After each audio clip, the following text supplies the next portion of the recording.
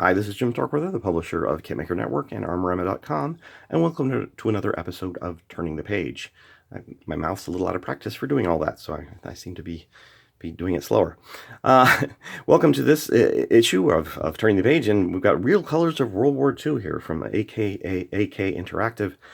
This has authors' contributions from Jurgen Kuroff, Przemysław Skolski, Mike Starmer, and Steven Zaloga. Got through a couple of those names. The Polish one probably I bastardized, but that's just the way my pronunciations are for those names. We've got quite a bit of kind of press out for this book. There's been a lot of stuff on the net already, I'm sure, on it. But here's my overview. And again, this is just a quick page turner. I have not looked at the book in detail or had time to read all the books we get. I've got a stack here, so. I don't have the times, but I believe I did give one of these books to one of our contributors, so hopefully they'll be doing a more detailed review on it. On the back here, you can see some of the color plates that are in the book. Initially, I thought this was going to maybe be like a book about projects using the paints, but it really is about the research that they went through to build this new real color paint line that AK has put out. One thing you get in the initial book, or it's inserted somewhere here, is these German World War II colors, the plate colors, which are the colors that are available through for the German World War II. They have far more colors than this. I believe there's like 114 in the total series, but these include some of the German colors, Soviet colors, British colors, and U.S. colors for World War II. All right, let's take a quick look through. The book is hardcover, and it is through 208 pages, printed in a very, very nice gloss material. This one was signed to me. Thanks. I wonder if the other one was signed too, or maybe it was just this one. But thanks for Fernando for signing the book. I didn't even notice that until just now, so it's kind of a little bit of maybe I gave away the right book that wasn't signed, or either that or you signed both of them, but probably just the one, I'm guessing. All right, so I guess I'll keep this one then, since it's dedicated to me, or not dedicated to me. That's the wrong usage. It has been signed or whatever in my name. All right, so sorry, a little bit of a fluster there for me. So a table of contents written in very small text here because there's a lot of it. Prologue: German armor colors and camouflage. I'm going to do the main sections here. Soviet armor camouflage, British armor camouflage. That covers over 4, and U.S. Army color camouflage, and then they go through things like the introduction, RAL system for the German ones, OKH regulations, chronology of colors used, original color parts, color photographs taken during World War II, analysis and study of colors using original paint samples. There's also a bibliography at the end. All right, so let's take a look at the introduction, the prologue here. You can see I love this binder bit that they put down the middle here. That is a really nice touch. If you can't quite see it, it just gives you that kind of manually kind of version of something that you're looking through, like the original color manuals were probably in a lot of that kind of wire binder format. Excellent photography, again, just kind of stuff we kind of expect now from a lot of these AK and other Spanish publications. They just do a really good job with this publication printing stuff. This is the German armor colors section, so you can see again a nice color photo here.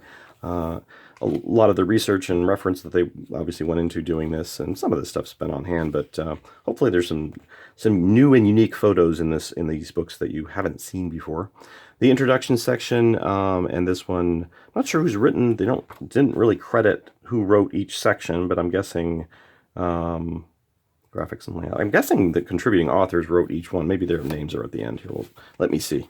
RAL system.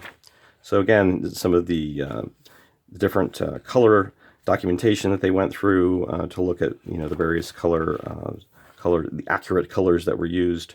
Some British soldiers there looking over, I assume, some German field artillery. And again, they have lots of these pages here with the various different German colors. So you get all the various specs on them, and these look like actual photographs of the original German things. Some of them are very badly marred or even have paint on them, so they look pretty real. And yeah, that's a nice touch, adding those to the book. So parts that have the original paints on them, and specific. This one says another variant of the Dunkelgelb color was seen on many preserved parts of vehicles and equipment, such as the Schürzen support bracket from Jagdpanzer IV pictured here. From a Jagdpanzer IV pictured here.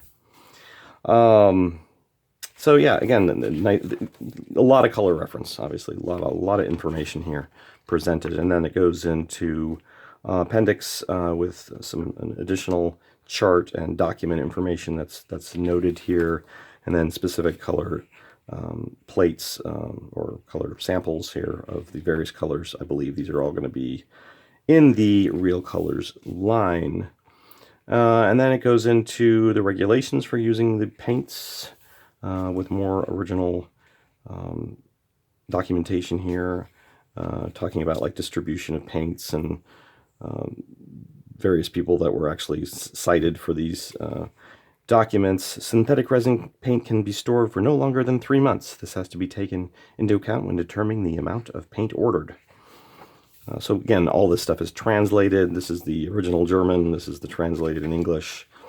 So very nice. And for somebody looking for, again, real color information or accurate color information, this book, I believe, based on, you know, who's involved with it and so forth, is going to be hard to argue with, even though I know there's been a little bit of controversy about some of the paints or some of the things. But, you know, hey, that always happens anytime anybody comes out with something that's changing or trying to change some of the status quo.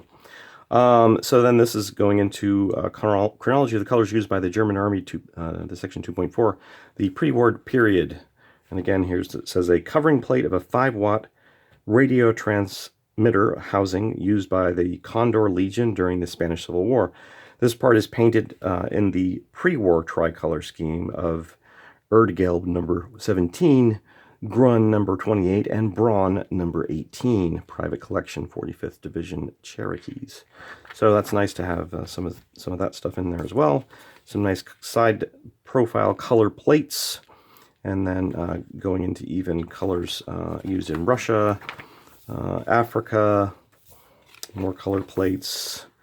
Again, just a lot of content in here, and I can't flip through it all 200 pages of it, but you can kind of get an idea that you're just, you know, it's just a treasure trove of stuff. So, not sure the pricing on the book. I know it's not going to be inexpensive, but for the amount of work and layout and detail and research and so forth that's gone into these or into this book, I can't imagine, you know, anything short of a $150 price tag, you know, that kind of level. But I believe it's somewhere in the normal range of hardcover reference books like this. So.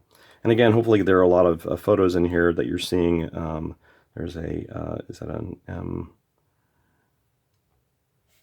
what is that, an M10?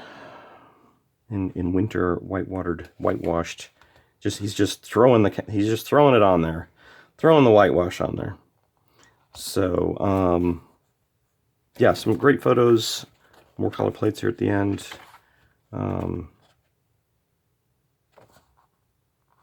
No idea. Can't have time to read. And the bibliography at the end. So, yeah, check it out. I mean, if you're interested, I'm sure there's some higher detail reviews than mine of actual people who've read through the whole book and had time to do such things. But I think just thumbing through it, it certainly looks impressive. And my apologies for not getting this out sooner. It's just been one of those... It's been one of those months for me, 1 or 2 months now, after moving the office, just finally getting things kind of back up to speed.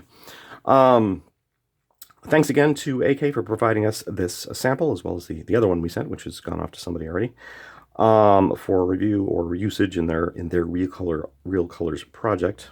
I love the little details. I mean, it's like this would just normally be black, but they've got actual like little splashes of stuff in there to give it kind of a, you know, like it is here on the actual ammunition crate. So just nice little details. And they replicated it down here with the AK logo as well. So again, thanks for watching, and have comments, questions, suggestions, you can put them below.